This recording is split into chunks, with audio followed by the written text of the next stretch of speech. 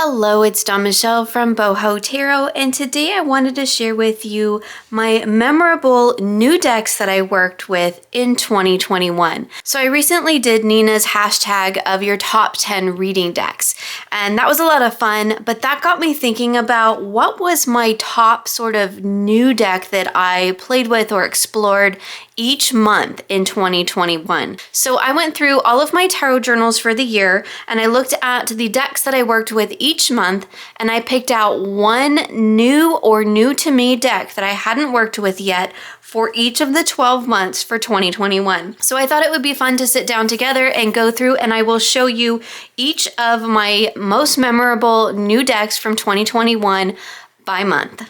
All right, so we're gonna start off here with 2021 Book 1. So let's take a look at the decks that I worked with in January. We had the Naked Heart Tarot, the Wild Unknown Tarot, the Animal Spirit Oracle, the Connected and Free Alchemist Oracle, and the Black Lily Tarot. Now, of those decks, the deck that I chose to be my most memorable deck for January of 2021 was the Wild Unknown Animal Spirits. So this deck was gifted to me by a friend, and so that is probably part of it. It's a deck that was on my wish list for quite a while. I do have the Wild Unknown deck. I do now have the Pocket Edition as well, but this was a deck that I was kind of like, it's kind of cool. I mean, I really like the artwork and the imagery in the deck, and I do like the animals that are represented here. I think a lot of them are really wonderful animal energies. Sometimes they're even ones that like I personally struggle with a little bit, so when they show up in a reading, that really does have some weight for me, like a snake card. That's definitely one. And we have some interesting animals in this deck too, like Earthworm. That's not normally something you see in an animal deck. So I really enjoyed the variety of animals in this deck, but I'll tell you where this deck kind of really shines for me, and that is actually in the guidebook. I adore the write-ups in this guidebook. There's just something about the way that Kim Krantz writes about the animal energy that actually makes sense to me. I'm not real big into animal energy. It's definitely something that I'm still learning. I do like that she has in here when in balance, when out of balance, and to bring into balance. Now, I saw Nina from Shuffle Tarot had actually written those three things on each of her cards. And I have to tell you that I am really tempted to do the same, because I feel like that's kind of where the strength of this deck is combining the images and the artwork with the write-ups in the book. So that's definitely something that I am considering doing, or doing some sort of a modification so I can maybe get some of the words on the cards themselves. Because while I do use this deck in terms of working with the cards and I use them in my tarot readings, I do spend the majority of my work with this deck in the guidebook. So I feel like if I could figure out a way to combine those two things into one, that would be really cool. As far as like all the decks that I worked with in January, this one was the most memorable new deck that I worked with. I really enjoyed working with the animal energy, and like I said, I really enjoyed it in conjunction with the guidebook. That was really kind of key for my work with it, and it just kind of had some sentimental value too because it came from a friend. So moving into February, I worked with the Orbita Tarot, the Spacious Tarot, the Sasrabito Tarot, the Witch's Wisdom, and the Pythio Botanica Oracle. Now, the Spacious Tarot and the Sasrabito are both really wonderful decks, and they're definitely favorites in my collection. However, I was specifically focusing on new decks, so either decks that were new to me or decks that I had not worked with yet. So that was the criteria for picking one deck per month. So for the month of February, I picked the Orbita Tarot. We will see the Witch's Wisdom come up next month. Maybe that's cheating a little bit, but I'll talk about that more here in a moment. So the Orbita Tarot was a deck that I was really excited to see come out. I love the energy of this deck. It is by the same creator as the Ophidia Rosa Tarot, which I know is a challenging deck for a lot of people, and it was for me. I'm onto my second copy with it, and as in I purchased it once, got rid of it, and then repurchased it. I think I forgot to show the backs of the other deck, but you know what it looks like. This is the beautiful backs of the Orbita Tarot. It has beautiful matte gilding. I love the production quality of this creator's deck. all of her decks. I have all of her decks, and when this one came out with the whole kind of, what does it say here? A tarot deck from the soil to the stars. That like kind of sold me. I was so excited to see that total as above, so below kind of energy. It does have kind of the same a little bit abstract kind of pippy artwork of the Ophidia Rosa, but I feel like this one follows the Rider-Waite-Smith a little bit closer. And so might be a little bit easier for people to work with who aren't really familiar with working with pips. So I think the creator did a really good job of kind of bridging the gap between those two things in this particular deck. I feel like this one is a lot easier to work with. If you are drawn to this creator's deck, but you're feeling like the Ophidia Rosa is just too much of a departure for you, maybe give this one a try, because I feel like this one does hold a little bit closer to the RWS. The little write-ups, the little poetic write-ups in the guidebook or the little pamphlet for this deck are fantastic. I really enjoyed them. This is definitely a deck that I looked forward to working with. I was so excited to spend a lot of time with it in February. I really like that we get that, you know, as the soil to the stars, as they say, we have the kind of what's going on in the earthly realm and then what's going on in the cosmic realm in every card. And I love that blend. I think it's so wonderful. It works really well for me. It ties really well into kind of like my, I don't know, just overall thoughts on the world and the universe and how things are. I feel like everything is very much connected. And I love that we can see that represented here in this artwork. So another stunning deck from the same creator, Layla and Olive, same creator as the Ad Orbita, and I was just, as the Ophidia Rosa, and I'm just kind of in love with this creator's work now. So it's not really surprising that I love this deck, but I think it's just a really wonderful, unique kind of deck. So moving along to March, the decks that I worked with were the Witch's Wisdom, the Forager's Daughter, the Animals Divine, the Spirit Song Tarot, the Hedge Witch Botanicals, and the Telluric Runes. A lot of those were decks that I've worked with previously, so that pretty much just left me with the Witch's Wisdom. The Telluric Runes I think were fairly new at that time, but again, I was really focusing on decks that I'd really been just working with for the first time. Now, I did work with the Witch's Wisdom a little bit in February, but I didn't do the bulk of my work with it and really getting to know it until March. So I'm sure you guys have all seen this. I think I put it back in order. Nope. I thought maybe I did. I've done a couple videos on this deck talking about it, talking about my work with it, showing my journal that I created to do a deep dive study with this deck, which is pretty much what I ended up doing, I think most of February, March, and then possibly into April. I can't remember now, but it's a beautiful, very, very earthy deck. It throws a lot of people off because the majors are basically reversed. I did do kind of a video talking about that and talking about kind of how I personally came to terms with that. I went into even more detail in a member video as well. But the artwork is just, I mean, it's just stunning, right? Stunning artwork. And I really do like the energy of this deck. I find that it almost kind of reads a little bit oracle-y for me. It seems to be kind of how I work with it. I don't pay so much attention to what's going on in terms of the titles. I tend to pay more attention to what's going on in the artwork.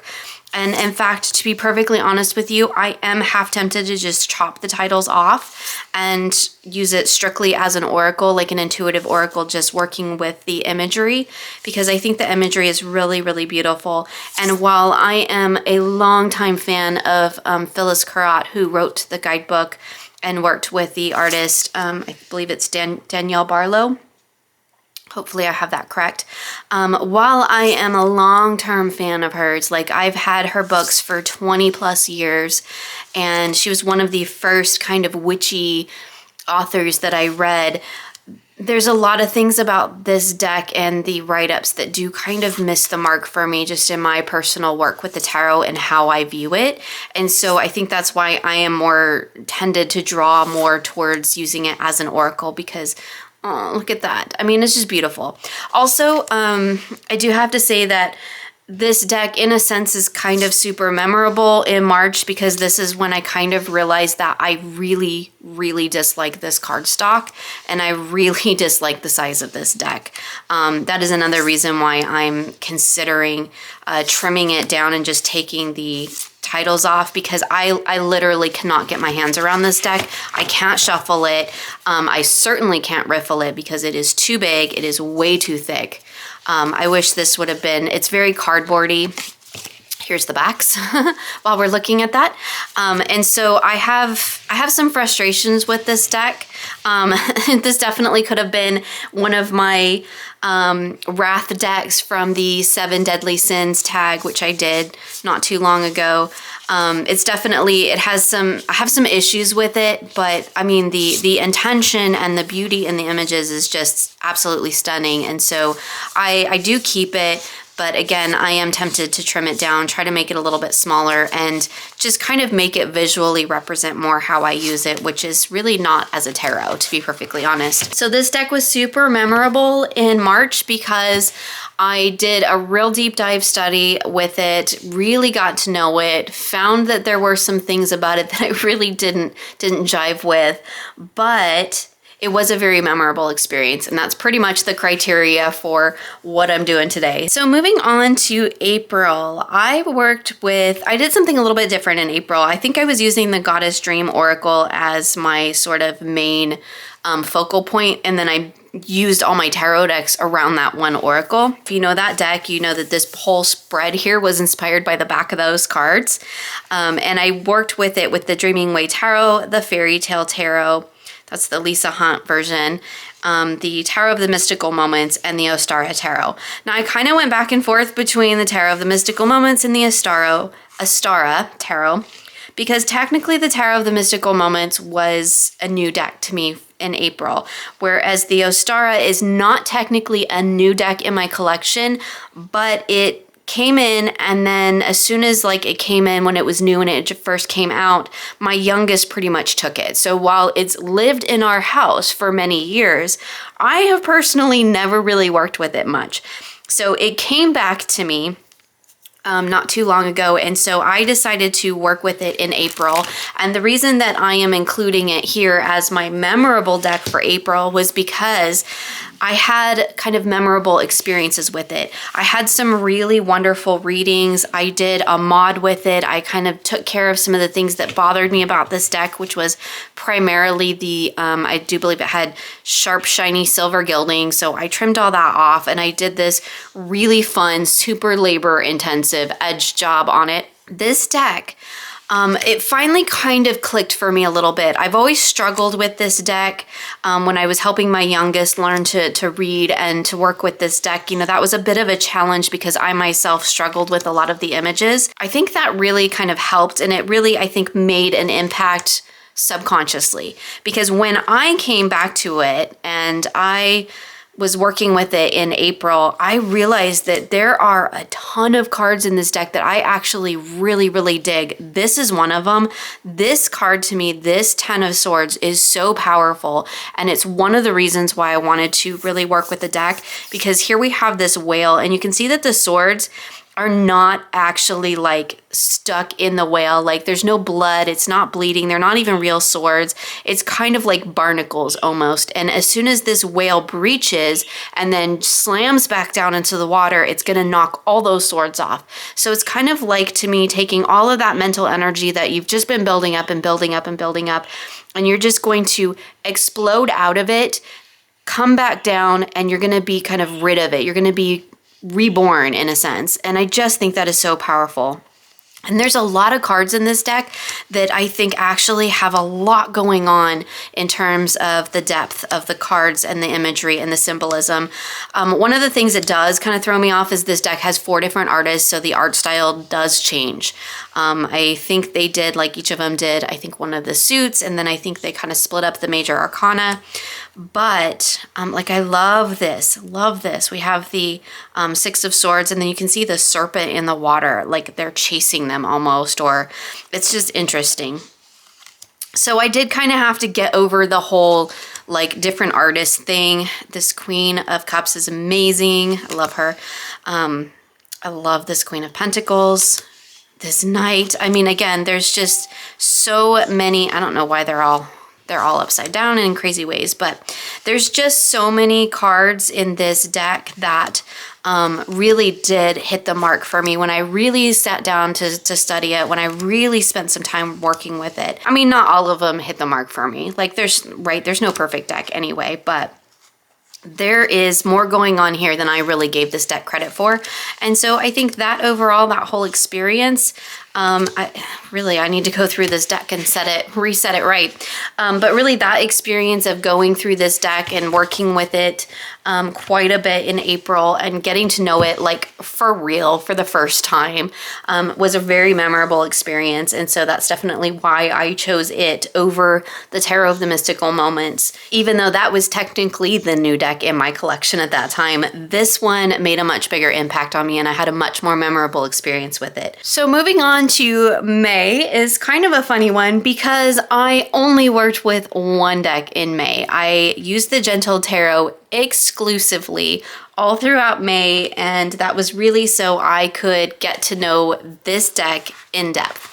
So of course it's going to be my memorable deck from May because it's the only one I worked with.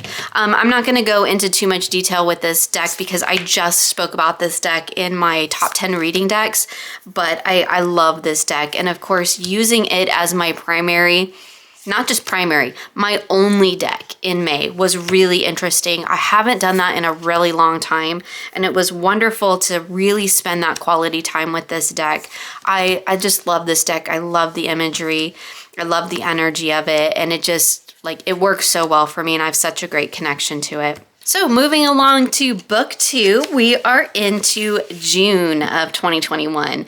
And in June, I worked with the Future Ancestor Tarot, the Everyday Witch, the Mystic Fairy Tarot, and the Liminal Spirits Oracle. Now, if you watched my top 10 reading decks for 2021, you probably know which deck I chose for this particular month, and that is the Future Ancestor Tarot. Again, because I just spoke about this one, I won't belabor it too much, but this deck is fantastic. I really enjoyed getting to know it. I really enjoyed working with it in June, which was really just kind of my get to know it month, because I have used it ever since. It hasn't really left my my table too much.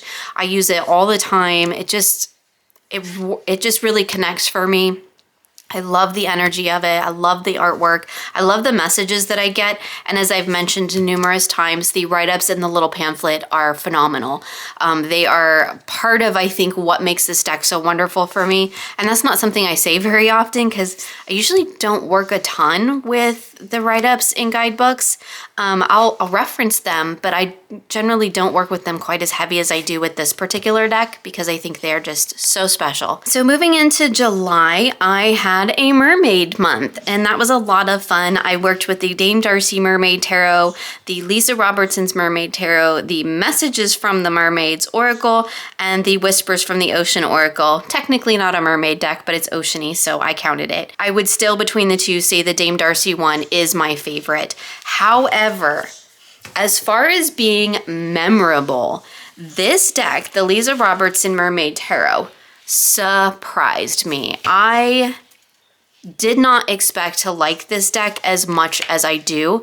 I did not expect the depth that I found in this deck. I will be perfectly honest. I always used to see it online and I'm like, oh, it's the Little Mermaid deck, right? It's cute. It's, you know, the artwork's pretty and whatnot, but, you know, I have a mermaid deck I like and it works fine for me. But I found the more that I worked with this deck and I read what was going on in the guidebook, that was really key for me in creating an understanding with this deck and being able to see all of the layers, the nuance, and the depth that the creators have put into this deck.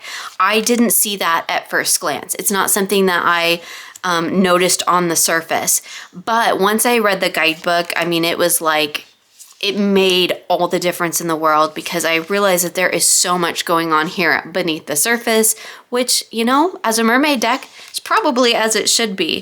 The artwork is charming. It is very Disney-like. I do have a soft spot for The Little Mermaid because I watched The Little Mermaid growing up, the Disney version.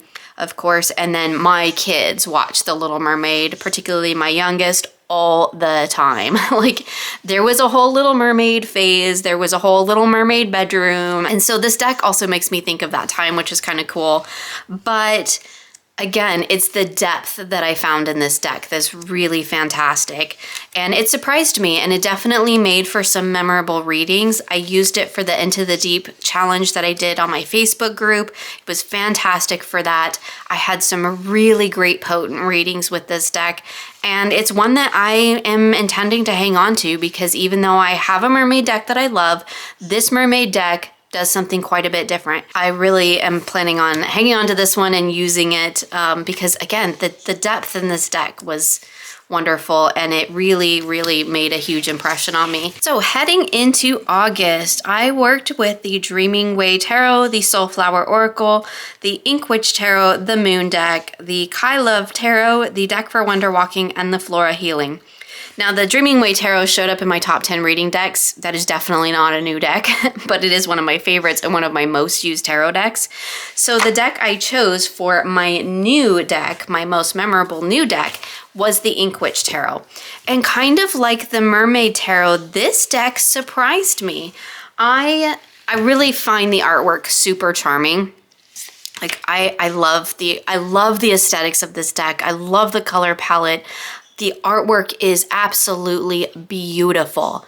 But again, like the Mermaid Tarot, I didn't expect there to be as much depth in this deck as there actually is. And the more I work with it, the more I find the layers and the nuance in the artwork.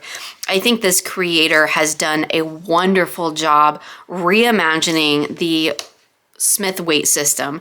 It's beautiful. It is this wonderful mix of like modern images and fairy tale images and mythology, and it's just a beautiful blend of kind of everything that creates our world. In a sense, it's a very modern deck in that way, but we have references to mythology, we have references to historical figures and things of that nature. And again, I feel like it's just a deck that really encompasses the whole of humanity, and it does so beautifully. And I was not expecting that in this deck. I will be perfectly honest. I ordered it because I love the colors.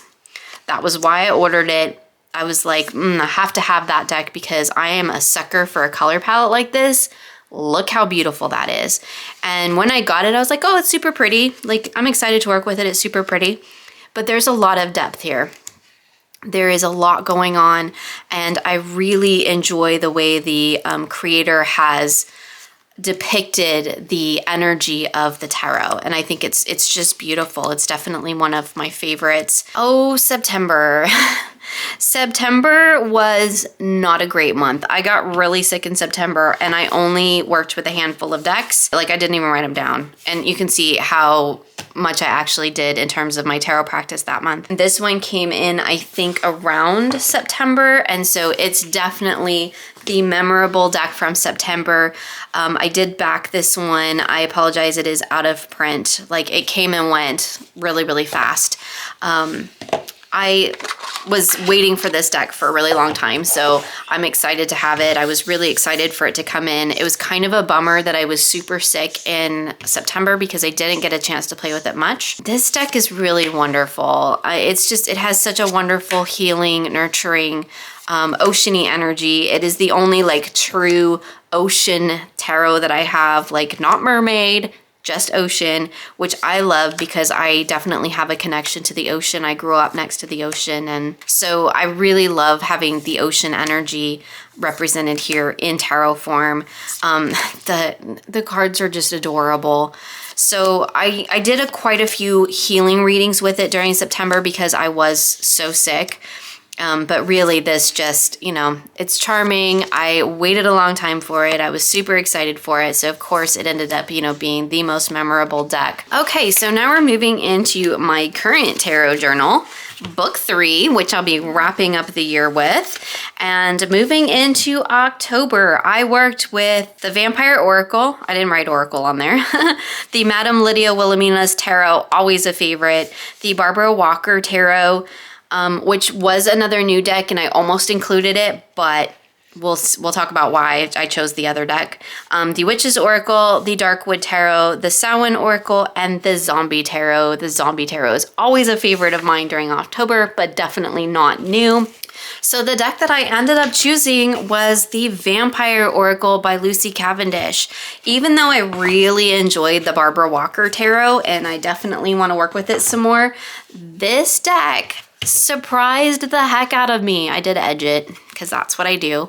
I was on the hunt for a Jasmine Beckett Griffith deck. I really wanted to just try one because, like, I know a lot of people who love them, and I was usually like, I don't like the doll thing, but I said the same thing about the Nicoletta, and I absolutely adore that deck. So I did a ton of research. I watched all the walkthroughs, all the reviews of all of the decks featuring Jasmine Beckett Griffith's artwork. And I ended up choosing the Vampire Oracle because it's the one that I felt like I liked more of the images. And I just felt like it was one that I was going to be able to use a little bit better. This is the new Blue Angel edition with the matte cardstock, which is fabulous. But this deck surprised me. It surprised me of how wonderful it read. And I was also kind of surprised that I really enjoyed the write-ups in the guidebook. Like I really dove into the guidebook. And that's not always something I do, particularly with Oracle. And generally when I have to use a guidebook with Oracle, that really kind of irritates me. I don't want to have to use a guidebook.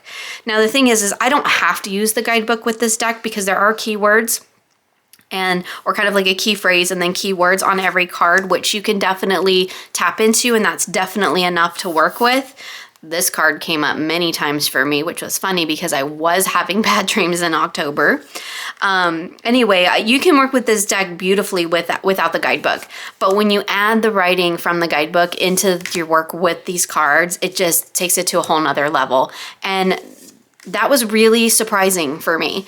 I was surprised that I really enjoy this artwork, or at least in this deck. I don't have any of the other ones yet to tell you if like in person I would really enjoy them. But it surprised me how much I enjoyed the artwork. It surprised me how much I liked the keywords and the key phrases on the card.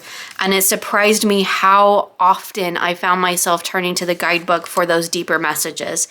So just a pleasant surprise all the way around with this deck. I highly recommend it. And it's definitely a deck that I've kind of gotten into and used again beyond October. I mean, it works beautifully for, the Halloween season, the Samhain season, but I've found that I've actually worked with it quite a bit here and there outside of that season. So moving on to November, oops, gotta turn that. I worked with the Hush Tarot, the Universal Folk, the Förhäxa, I believe that's how somebody told me to pronounce it, and the Oak, Ash, and Thorn. Now, the Hush Tarot is a favorite. I kind of got to know it last year, and I really enjoyed working with it this year. The Oak, Ash, and Thorn was also another new to me deck. I had it for quite a while, but I didn't really work with it much till November. And I did, think about including it as my memorable deck. But to be perfectly honest, the most memorable deck from November was this one. Because again, similar to the Vampire Oracle and the Mermaid Tarot, this deck kind of blew me away. It kind of surprised me. And in fact, I'm still working with it. So that's how much I enjoyed it. Beautiful backs. The cardstock is a little slippy. The deck is a little bit large. I did end up edging it, to match the little leafy pattern on the back. But this deck, yeah. This deck has surprised me. I am not really into Fae energy. I've tried it. It doesn't really connect for me, so I kind of just moved on from that. But this is one of those decks that the imagery just kept calling to me. It just kept saying, look at me, you need to try me. And so I gave in and I finally ordered this one and the Guardians of the Night deck from the same creator, which I hope to work with next year.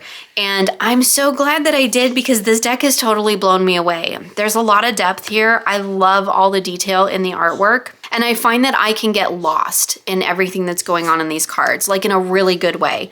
I think this would be a fun deck for pathworking too, but I really just look at this and kind of like let all of the imagery, all of the elements just kind of wash over me and then kind of come together and coalesce into this beautiful message.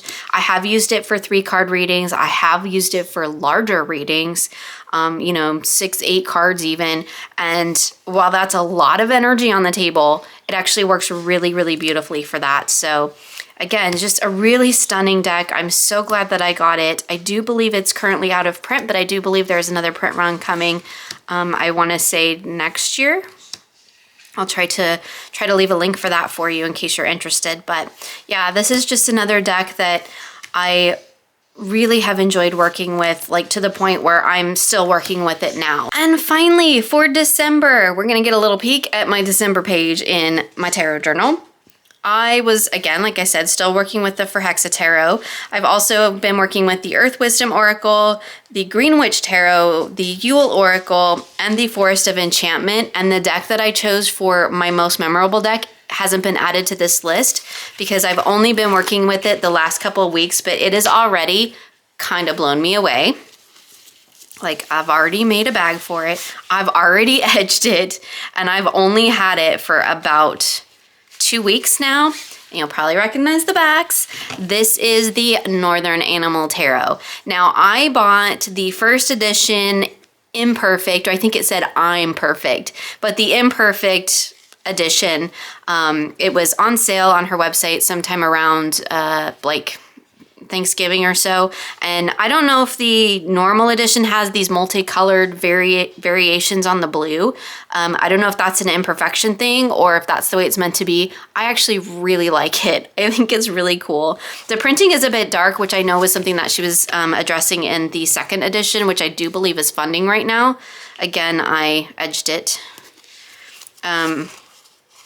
But this deck, yeah, this deck has what is it about that? It's like a book. It's super thin cardstock. And to be perfectly honest, when I first got it in my hands and I was like holding it and I was edging it, I'm like, oh my goodness, I'm gonna ruin this. But it's holding up really well. I do wanna note that I rounded the corners again. It had these just kind of what would be like medium rounded corners, and since I was edging it anyway and I was working with each card individually, I grabbed my corner rounder and I used the large rounder on it. So my little Katamaro Pro one, if I can get to it here, this one, and I used the large side, and I just rounded the corners a little bit more because I felt like it softened the deck up even more. And this deck is so cute that I just felt like it worked really well. So I actually re-rounded the corners and while I was edging it. So basically punch the corners, edge the cards. That's what I did. But this deck, oh, this deck is so cute. I'm so enjoying working with it. It's kind of surprised me because it's like, it's an animal deck. And it's not only an animal deck, it's an anthropomorphized. Did I say that right? Maybe not. Anthropomorphized animal deck. And which is usually not my thing, but I really, really am enjoying it. I do wish something more had been done with this card. I get it. People want to hold to tradition, but like everything else, everything else is so cute. But anyway, that's really my only pet peeve with this deck is that one card. And that is a pet peeve of mine in a lot of my decks. But I love this deck. It's so cute. The second edition is, I think, either in pre-order or currently funding on crowdfunding. I'm not sure. I'll definitely double check with that. There was a note that I saw in Lisa's Hot Takes that the creator had mentioned that the next edition has thicker cardstock to the point where like it can't actually be riffle shuffled. So props to the creator for actually pointing that out so that people would know. So if this cardstock is too thin for you and you like a thicker cardstock, that might be the one to go with. I love a thin cardstock that I can easily riffle shuffle, so this actually works beautifully for me. But I'm so enjoying this deck. I am probably going to be working with this deck into the next year as well, because like that's how much I'm enjoying it. It's so cute. It's like such an easy reader too, because it's, you know, it's basically the Smith-Waite tarot. There's all the basic tarot associations are there. It's just depicted in this wonderful little whimsical animal world that just feels like it kind of takes me to another place, another time. It feels like stepping into a storybook. And yeah, sometimes I need to get away. And this deck just does it beautifully. This devil's so cute. This deck did come with a bunch of extra cards too. I don't currently have them in the deck, but there's a bunch of really cute extra cards. So yep, that has been so much fun, this star card. I mean, it makes me smile and it makes me happy whenever I get it out and work with it. Yeah, so that's saying something. It has 2 Hierophants. This is the one that I chose to put in there. And yeah, it's just a fun deck, really beautifully illustrated. And even though the cardstock is super thin, I don't know, like I will find myself sitting and just playing with this because it's like a book. It's like fanning through pages of a book, which is so cool. I don't know, it's the only deck I have in my collection that I feel like I have this kind of cardstock on, which feels super thin and papery, but so far it's holding up really well. I did consider giving it a little haircut and taking just a tad off the front or off the tops or bottoms, but some of the text was pretty close and I didn't want to risk accidentally chopping into anything because I can barely get my hands around it. But it riffle shuffles amazing. I just enjoy riffle shuffling it too. So anyway, that is definitely my most memorable deck from this month, from December, the Northern Animal Tarot. Okay, so there we go. I'm not even gonna pull all these back out of their bags and do the whole thing again, but there's several that aren't even on the table right now. But that's basically all of my memorable new decks from 2021 by month, which I thought was just really fun to go back and look through, you know, what did I work with? What made the most impression or the biggest impression on me that was something new that I was learning or exploring, or something that I just hadn't had a chance to work with before. And so it was really fun to go back and look at, you know, which decks were really memorable, which decks like the Gentle Tarot, the Future Ancestors, are decks that have continued to stay on my table since then. That's always fun to look at. And so it's been really, really fun to do. I would love to know what your memorable decks were for the year, like any new decks that you worked with that you found like super memorable or had really great experiences with. I would love to know. So feel free to share in the comments below or make a VR or something. That'd be super cool. I didn't like do this as a tag, but I guess it could be one. I just love to share all the decks and I want to see what everybody worked with because that's just so much fun. Anyway, that's it for me today. Thank you so much for joining me and I'll see you again soon.